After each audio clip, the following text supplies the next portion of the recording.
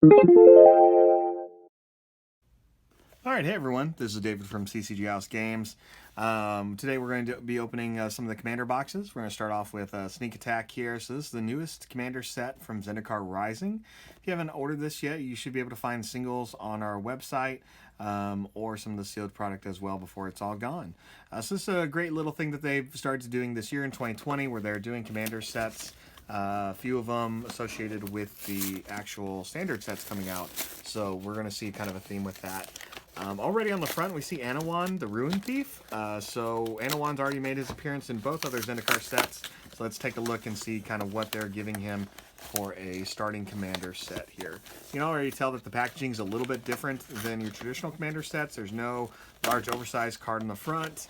I'm just kind of tearing this apart. It's a little bit different than normal here.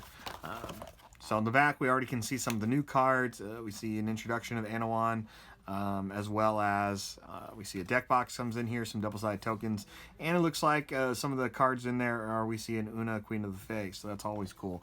A strong blue-black rogue. So this one's probably going to be very rogue-focused, based on the name Sneak Attack and Anawan being a rogue himself. He's a vampire rogue, legendary creature. He's a lord for the rogues, giving them all +1/+1. And whenever one or more rogues you control deal combat damage to a player, that player mills a card for each 1 damage dealt to them. If a player mills at least 1 creature card this way, you draw a card. So already pretty great. So in here we see a life counter that goes up to 40. For Commander, a Learn to Play, all in the color scheme of black and purple here to kind of match the rest of this box. I'm going to put that to the side. Alright, let's start opening here. So we get a seal in the back. Looks like I can see some of the Magic promoting some of its popular formats, Standard, Draft, Commander here on the ad card. Let's just get straight into it. So right off the top, we see Aetherize, Strong Uncommon, Return Attacking Creature's Hand, Distant Melody, Factor Fiction, Fairy Vandal, Invisible Stalker, Latchkey Fairy, Morong the River Prowler. So it's one of the new ones here. And we're going to see a mix of new cards that were only printed in here, as well as a couple of classic Commander staples and some reprints. So Master Thief, Military Intelligence, Nightville Sprite, Open into Wonder, Slitherblade, Triton Shorestalker, Whirler Rogue, Changeling Outcast, Endless Obedience. This is a great one with Convoke here. Frog Tosser Banneret, Marsh Flitter, Murder, Una's Blackguard, Price of Fame, Rise from the Grave, Sting Trigger Bandit, Sir Conrad the Grim, the Zulapart Cutthroat, Extract from the Darkness, Soul Manipulation. Extract from the Darkness is a great card that's usually a hot one for a lot of blue-black players.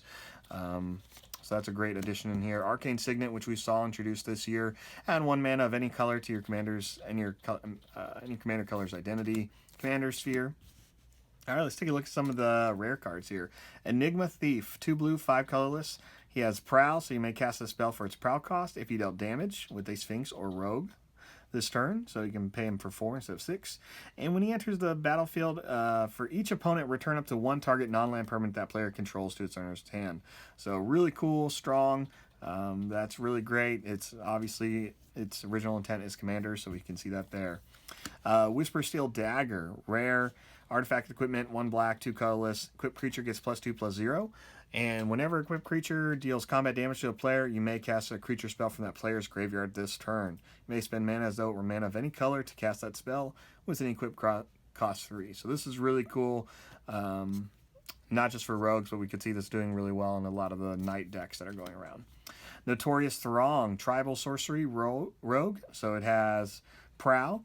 Prowl seems to be based off of whatever tribe that the card that has it is. So, for example, for the last card set had Prowl if a Sphinx or Rogue attacked. This one, because it's a Rogue sorcery card, it only you can only trigger Prowl cost based on the Rogue.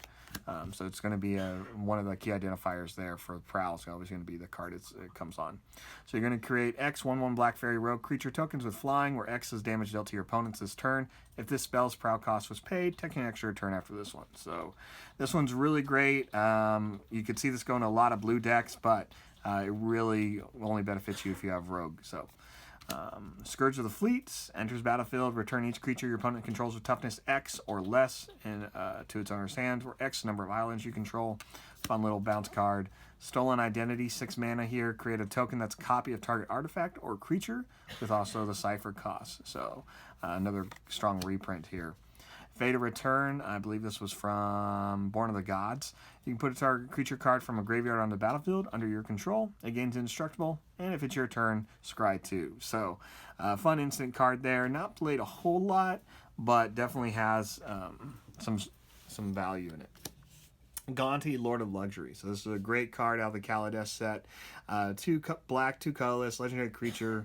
He is a rogue. He has Death Touch. When he enters the battlefield, look at the top 4 cards of your opponent's library. Exile one of them face down.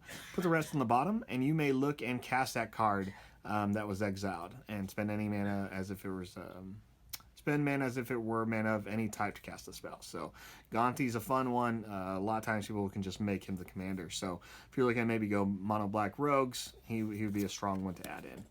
Angaric's Wake, destroy all creatures you don't control and all planeswalkers you don't control. Necromantic Selection, 3 black, 4 colorless. Destroy all creatures, then return a creature card into your graveyard this way to the battlefield under your control. If it's a black zombie in addition to its other types, exile the card. Night Howler, Howl's Bestow. It's 2 black, 1 colorless. This Bestow makes it an aura for 2 black, 2 colorless. And the creature itself or enchanted creature gets +X, where X is equal to the number of cards in all graveyards. So, super strong. Ogre Slumlord, also a rogue. Whenever he dies, put out a 1/1 black rat creature token. Rats you control have Death Touch. So, he's a strong little rat lord here for 5 mana. Sepulchral Primordial. This is from the second Ravnica set. This card's insanely good, and it's great to see it added in here. When it enters play, you can enter, for each opponent, you may put 1 target creature from each of their graveyards into the battlefield under your control for 6. So this is great. Essentially, you can get up to 4 creatures for 6 mana cost. So, Consuming Apparition, this is from Gatecrash. Its power and toughness equal to the number of cards in your opponent's graveyards. Whenever you cast a spell, each opponent reveals the top card of their library until they reveal a land, and then they put those cards in the graveyard. So essentially mills them until it hits a land. Pretty great. Consuming Aberration is solid. Lazav, Dimir Mastermind. So this would be your alternate for Anawan in case you want to switch it up with your legendary creatures without altering your deck a whole lot. So Lazav is also from the second Ravnica block from Dragon's Maids. Whenever a creature card is put into an opponent's graveyard from anywhere, you may have Lazav become a copy of the card. And it's legendary in addition to its other types. It also has hexproof and whatever ability that the creature had. So Notion Thief. Great little rare here. So it's Flash Rogue. If an opponent would draw a card, except the first one they draw in each of their draw steps, instead that player skips their draw and you draw a card. So it's really nice to use that with the Flash mechanic. Una, Queen of the Fae, one of our original black-blue legendary creatures. So unfortunately, Una is not a rogue. She's one of the few in here that's not going to have that, especially for being a legendary. But she's really great. Fairy Wizard. She is 1 black or 1 blue. Hybrid. For X, choose a color. Target opponent exiles top X cards of their library. For each card of the chosen color exiled this way, create a 1/1 blue black flying rogue creature token. So it will create more rogues for you. So super solid there. And an alternate for your commander.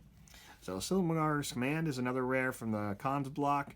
Blue, black, 3 colorless. Essentially, you get 3 options at instant speed. 4 options. Destroy Planeswalker, give something -3, -3, return permanent to its owner's hands, or counter non-creature spell. Spinal Embrace, 2 blue, 1 black, 3 colorless. Cast the spell only during combat.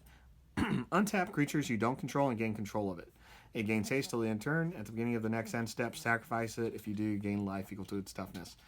Pretty awesome. Does a lot. It's going to gain you life. You'll take your opponent's strongest creature, and then you're going to be able to sack it. So this is probably going to be one of those chase cards for a lot of people to put in a lot of variety of their decks, because it really does help a lot of black and blue colors, not just rogues. Sig was going to be another legendary alternate you can use. He is a Merfolk rogue, and at the beginning of each end step, an opponent lost 3 or more life this turn, you may draw a card. So decent. You definitely have to alter the deck a bit if you're going to go with Sig as a commander. So Blackbait Reforged, this is great. You get +1/+1 for each land you control. Equip it to a legendary creature only costs 3, where it would cost 7 for any other creature. Strong at 2 mana cost. Bone Horde is a living weapon, so when it comes into play, it automatically gets a germ token attached with it. It gets +X/+X for X number of creature cards in all graveyards. That's awesome when your deck is milling. Obelisk of Erd is another rare. Has Convoke. It enters battlefield, chooses a creature type. So essentially, it's just going to bump all your rogues or whatever type you want in case you dismantle this deck. Scytheclaw, living weapon again, so it's going to have a germ immediately attached to it for 5 mana. It's going to get +1/+1, but whenever it deals combat damage to a player, that player loses half their life rounded up. All right. Let's see if there's anything else in here that's a little bit more unique. You're going to get a Mind Stone, a Soul Ring, Command Tower, the Aqueducts, the Guild Gates. Already you can see that this is really built for someone starting Commander.